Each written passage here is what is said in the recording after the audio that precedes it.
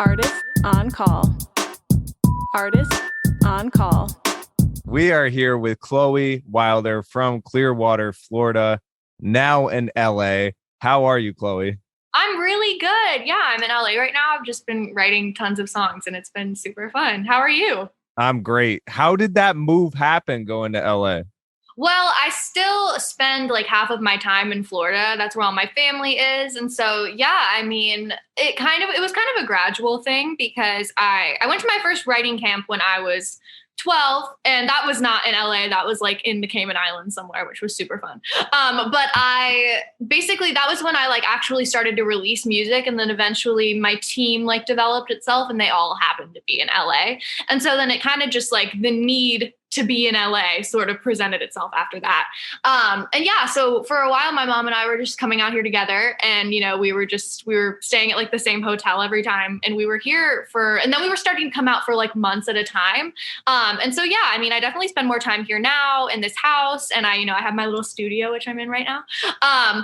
So that's been super fun, but it was definitely like a gradual thing. And now we just spend we've been here for a couple months now, and then we go back to Florida for a couple months. And that's where, I do all my school things, and here is where I do the music.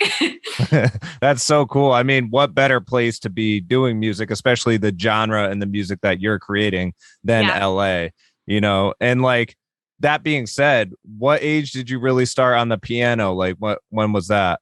Oh, I've been taking piano lessons since I was like 4, and we'd always had a piano in my house. My grandma had gotten a piano before I was born, and she ended up not playing it, but it was like a really great piano. And I was just like the one who and I was little. And so I would just like bang on it when I, walk by or whatever. And then eventually I started, but it was cool too, because it wasn't something like, my mom didn't like push me to take piano lessons, which I feel like creates like the angsty musician thing, which I am one, but I wasn't pushed into, taking piano lessons. And I'm glad that I was so like classically trained that early in life, but it was something I was all in. Like I wanted to do that so bad. I just really, really enjoyed music.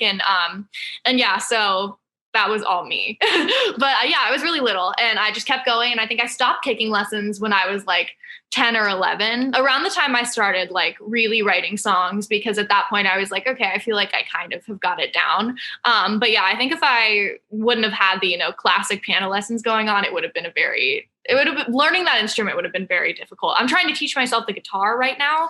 I was going to ask that because if you're watching this on YouTube, you would see a guitar hanging out behind her in her studio. But I'm trying really hard, but honestly, and I cut my nails and everything. Like I've got the commitment, but it's different for sure. And I think being so used to the piano and knowing everything about the piano, it's different. But I'm just trying to like go through the motions and actually play it just every once in a while and not really think about like what it's going to sound like at this point. Well, but I mean, like, I'm okay. Like I can strum and I can like play songs and write songs on the guitar.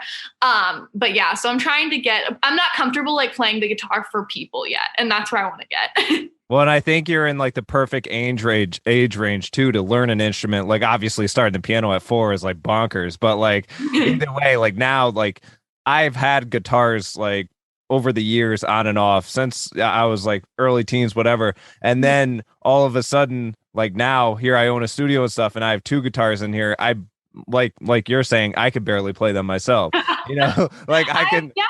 I have 3 in here. I have some on like on my wall over here. I don't. Oh yeah. Yep.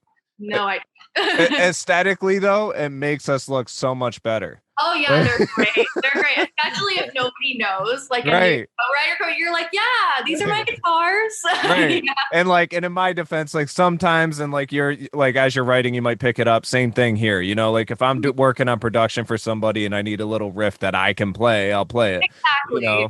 But I have my moment. That's kind of like in my sessions recently. I've been able to like go sit outside and like strum a little bit and have the idea myself, but like doesn't always happen. But right.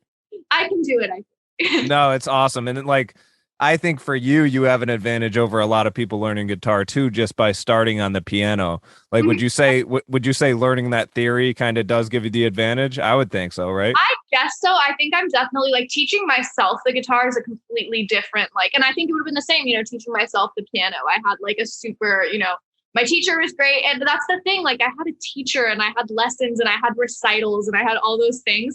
And obviously I was, reading music. And so it's definitely, and right now I'm just kind of like learning chords, which isn't the first thing I did on the piano. So it's like, it's a little bit different, but I mean, I guess the piano is like the mother instrument. And so I kind of like, I was hoping it would help me out going into it. I feel like I'm a more confident musician because of the piano and like how much I know about the piano. And so I think that that's helping because I'm like, okay, I can play one thing really well. So I'm sure I can do this. Well, especially with singing too, with the piano, they go hand in hand because you're hitting the keys, It's so nice. Yeah, I would definitely not want to sing along with what I play on the guitar. It wouldn't sound too great. So, so who are you listening to nowadays? Like, who are some of the artists that you really jam out to? Let me go on my Spotify just to check. Oh, absolutely. Phoebe Bridgers has been like my main one right now, and I'm seeing her in concert this week. And that's awesome. But yeah, it's been Phoebe Bridgers, Matt Mason, Bon Iver. I'm kind of in like a different world when I'm like songwriting wise right now, and I'm just kind of trying to find some songwriting inspirations just listening to, because it's a different style of writing that I'm used to. And I'm kind of going the more like folksy alternative world, and I'm just kind of trying to like feel my way through it. But yeah, so I've definitely been into that. Phoebe Bridgers has been like my main one. Like that's what, I feel like the artist that you connected the most with in quarantine is like gonna stick with you for a while, and that's what happened to me with Phoebe Bridgers. I'm just kind of like into the very like warm conversational music, and also like her writing style. It's so like dark and witty, and like I don't know, like I can listen to like her saddest song and it'll still like make me laugh a little bit at one point, just because she's amazing with references and all of that, and I just love like all the little moments she creates. But yeah, those are some of my faves right now. I mean, and like for artists in general, I think like artistically she shows a lot of attention into cover art and stuff like that, and I've always admired her for that. Like there's stories behind stories. Yeah, totally. The Punisher cover art is like one of my favorite ones, where she's like in the desert and it's all red. I love that. And even like the first album with like the little ghost over her child self. I love that.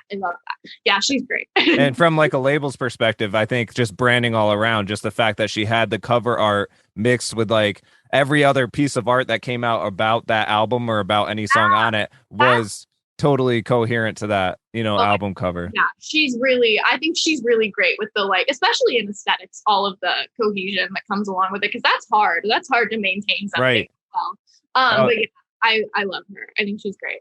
Oh, absolutely. And like people listening to this are like, wait, don't every artist do that? But I'm talking the way she did it was so impressive. Detail, it's really, it's kind of like, and even I've been guilty of that. There's like, you can totally gloss over that so easy and be like, no, it's fine, everything will go together. But like with her, like you said, like those first few cover, all the like little ghosts hidden, and I don't know, I love it. No, I'm with it too. I 100% agree. And now, speaking of which, like being an artist, being a musician has so many different layers to it, as you can tell already, even, from starting out when you did to now.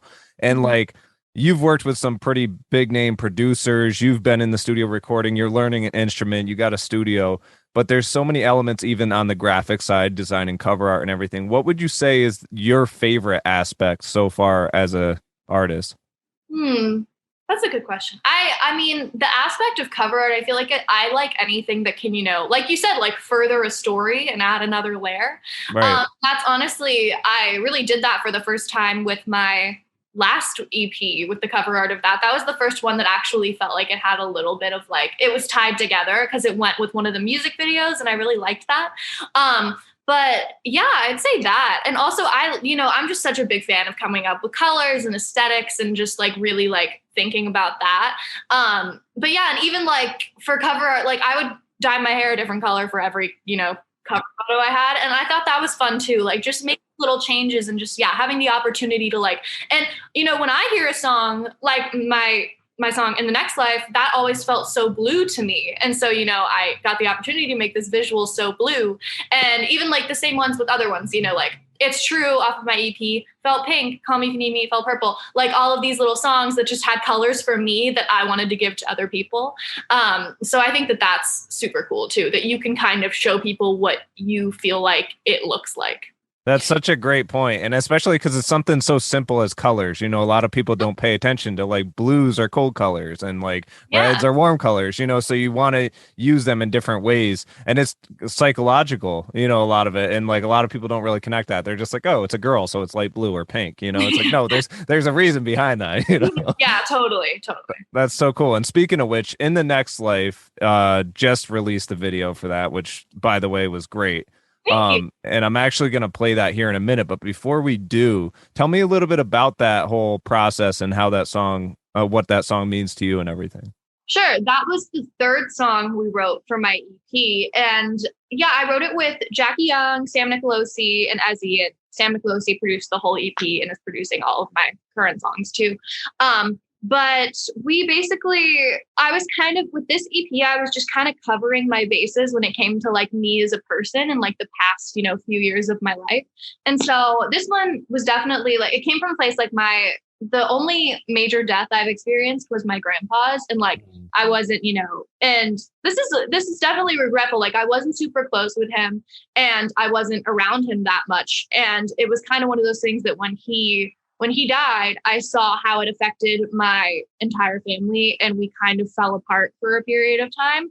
And, I think I just realized his importance more after the fact. And I think that, you just do so many little things to comfort yourself when a person dies. And I think that one of those things is telling yourself like, okay, maybe we'll see them again, even if that's not what you really believe. And so I think that this song came from that, just, the sort of like, even if you're lying to yourself, even if it just like makes you feel better to say, like, maybe we'll see them again. And yeah, so it's kind of just like the whole possibility. And I think it's sweet that we do that, and it also is interesting, like how, so something so sad as a death can like really actually bring people together. That's like morbid, but you know what I mean? No, it's true. But yeah, so it definitely came from a morbid place, but that's why I'm so proud of it because it ended up being I think it came together really like pretty. And that's why I'm so proud of it because when I listen to it, it's light and it's pretty and it's comfortable to listen to, but you can still, be upset about it because of what it's about. And I think that's like what the goal with this EP was to, make it all sound like me and, have that like ethereal bedroom pop indie style, but be able to, bring things up that had a little more depth to them. And this one was definitely one of them. And so like for the video, it was honestly like the video, we were going to do something totally different. We had filmed a completely alternate video of me like going through the seasons of life. And my favorite shot was on the summer set that we had, which is where like the video came together in like the desert. And we did like a one take there because we all just really liked it. And then I got all the footage back and I liked it better because it's one of my favorite songs. And considering what it's about, I was like, the full produced video didn't like feel good with it. And so I just, went with what felt better. And I feel like and I like kind of learned a lesson with that too. I was like, okay, you know what?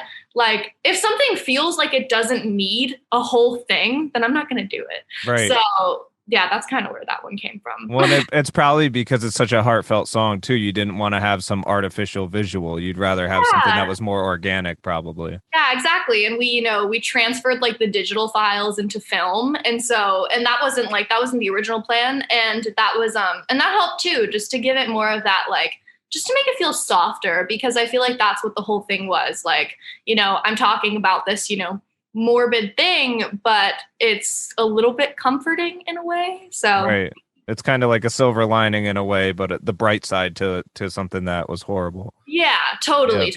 And so it's been like an interesting thing to touch on, and it was very like nice and cathartic for me too, because it wasn't something I'd written about before.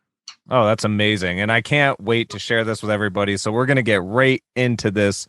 This is Cloe Wilder's latest single called In the Next Life. Music video just came out, and if you're watching this on YouTube, you will see it right here. Otherwise, here's the song, and then we're going to get right back into it with Cloe Wilder.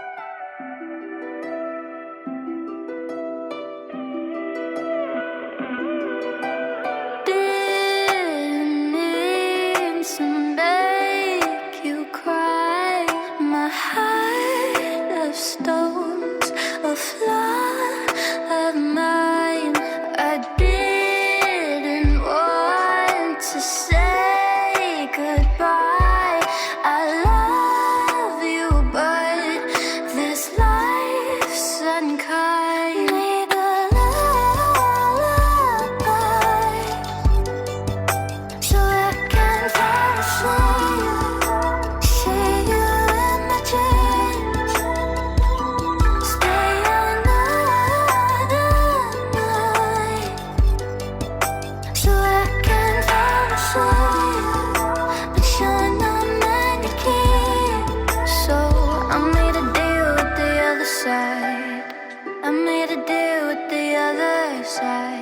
so I can find you in the next life, in the next life, in the next life.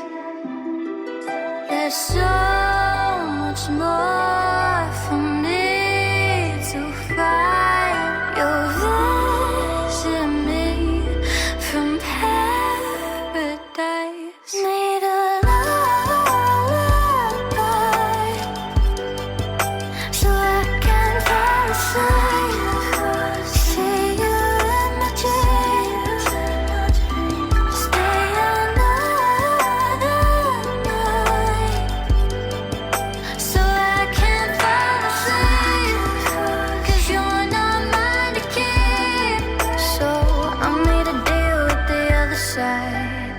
I made a deal with the other side so I can find you in the next life, in the next life, in the next life.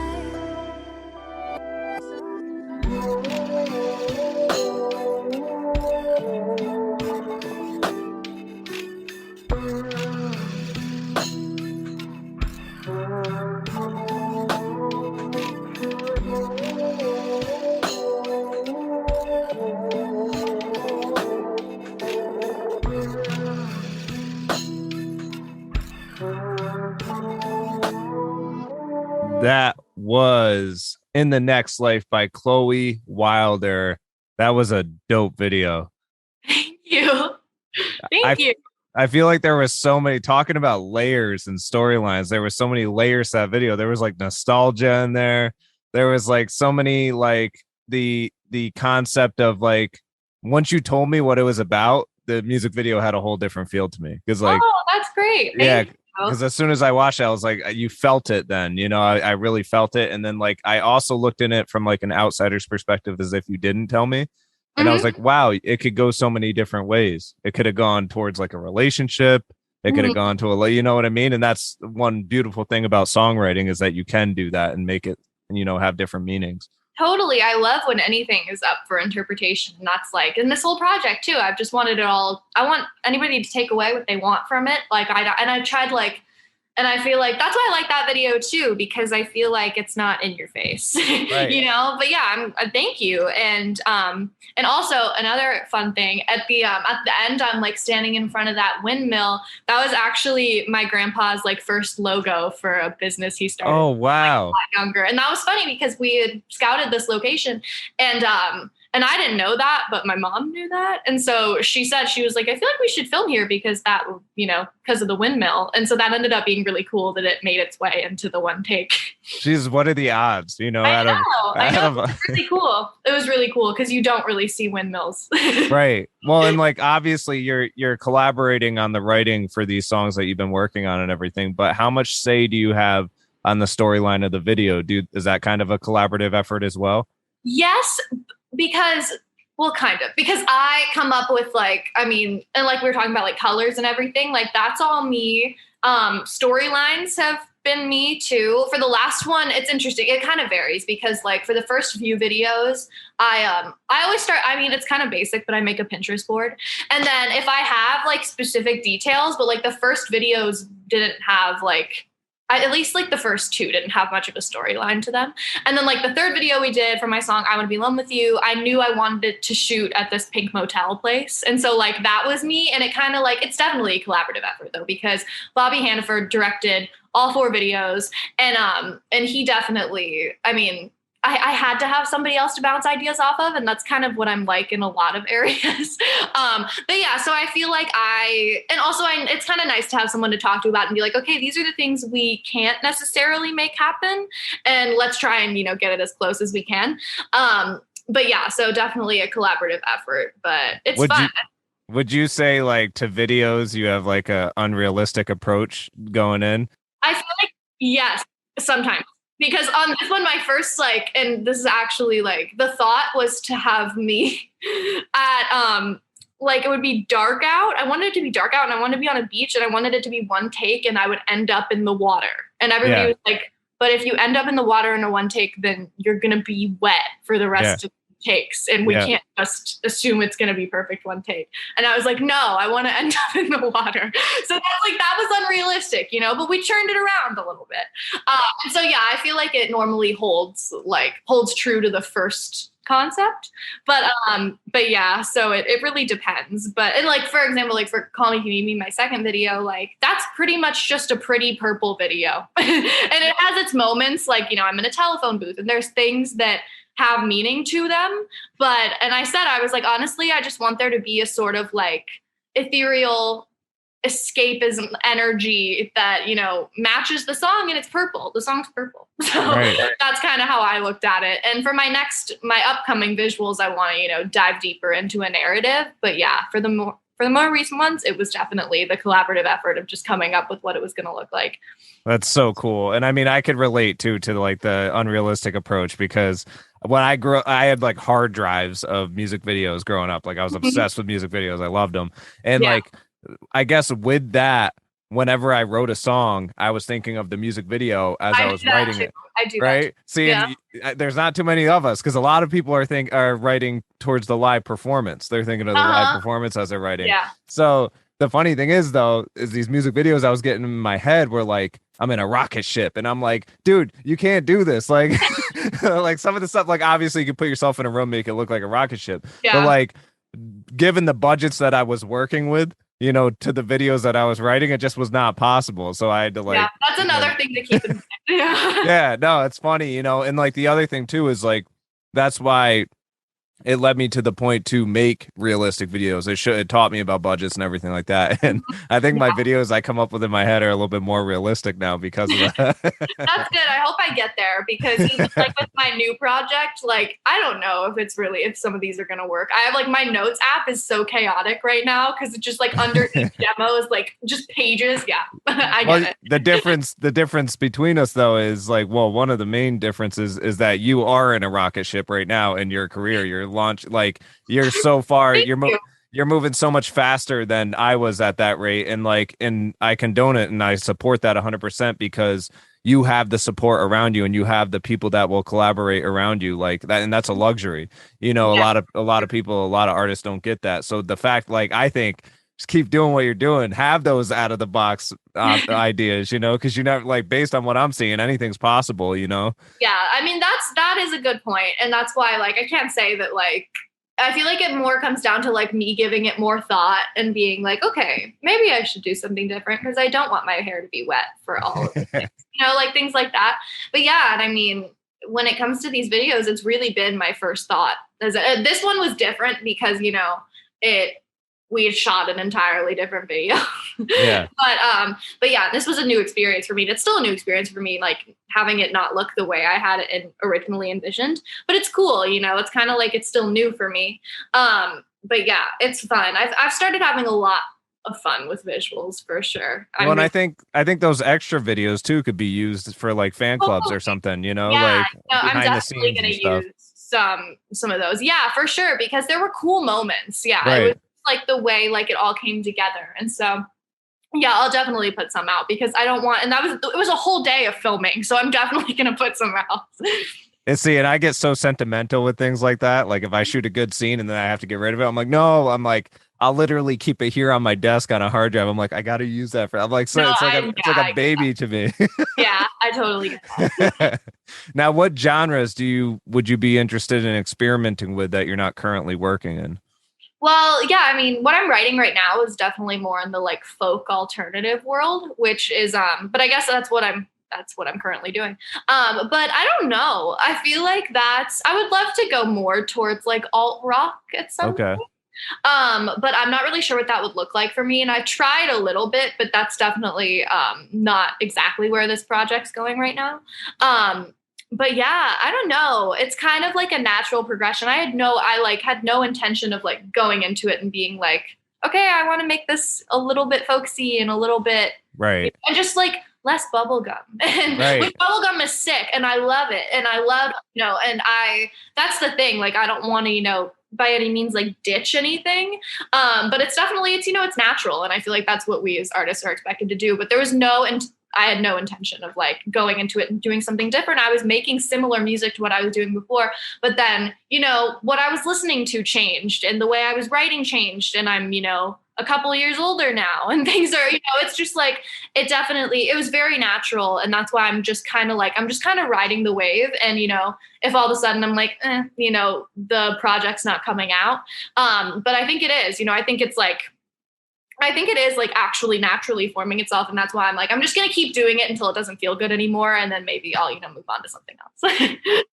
I could see like even the pandemic didn't really help anybody's careers and performing and everything. Like, were you able to perform at all during the pandemic, or no, just kind of creative stuff? Oh, no, I think my earliest performance was, well, I guess kind of. I performed in January of 2021 of this year. Okay. And forgetting which year it is because they're all the pandemic, same. Yeah. But yeah, I mean, I was doing a lot of live streams during the pandemic, but I hadn't really played many shows before. I played 2 shows that weren't really like shows, if that makes sense. Right. And, like, I didn't have a full band, you know, I didn't have all the things. And so I played a hometown venue in January, and I filmed like a bunch of videos there. And that really just was like a listening party. And it was, you know, like, not that many people. It was just friends and family from where I'm from. And, you know, it was cool though, because there were so many people there that had like been referenced on that project. And so it was cool to like actually do that and have those be the first people that heard it.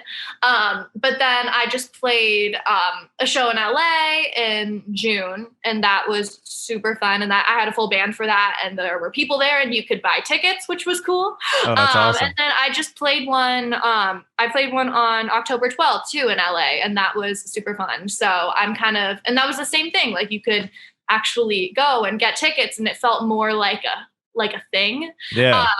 But yeah, so that's been super fun to get back into. But yeah, not a lot of shows during the pandemic, just the live streams. Still, I mean, I feel like that's the way, especially the genre you're targeting right now. You see a lot of live stream type stuff going on. True. Now, have you been to New York at all to do anything, or? Not to do anything. No, yeah. I mean, I miss New York so much, though. I was just saying I would really like to go back, and I would love to do shows there. That would be right. Ideal. Yeah, I think for my new music, I think it would do well in other places. Yeah.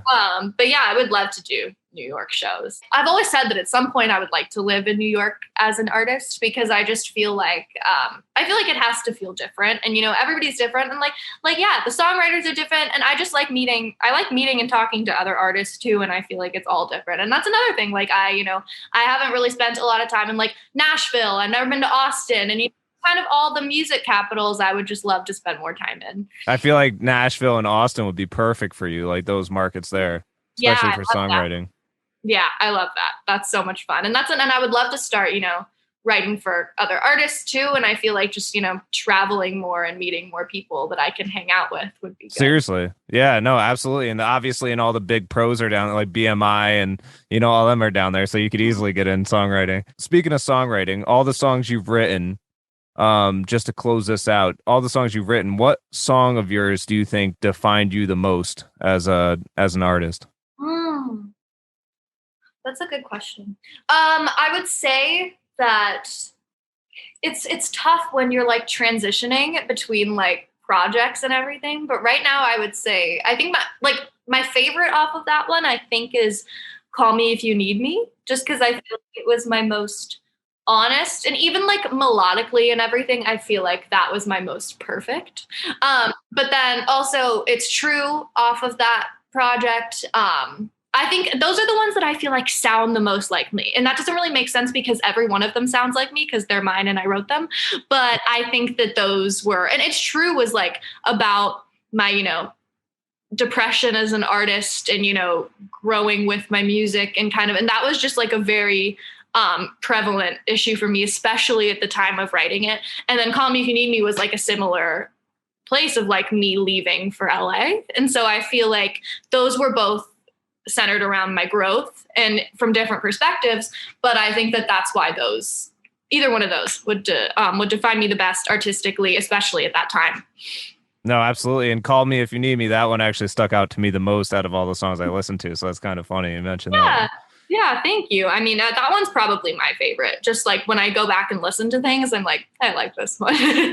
based on like what I was saying, based on the run you got going right now, you know, you're going to have 100 more of those coming out. So prepare yourself for that. And I would say, you know, stick to the same momentum you got going, you know, because obviously it's working. You're doing great.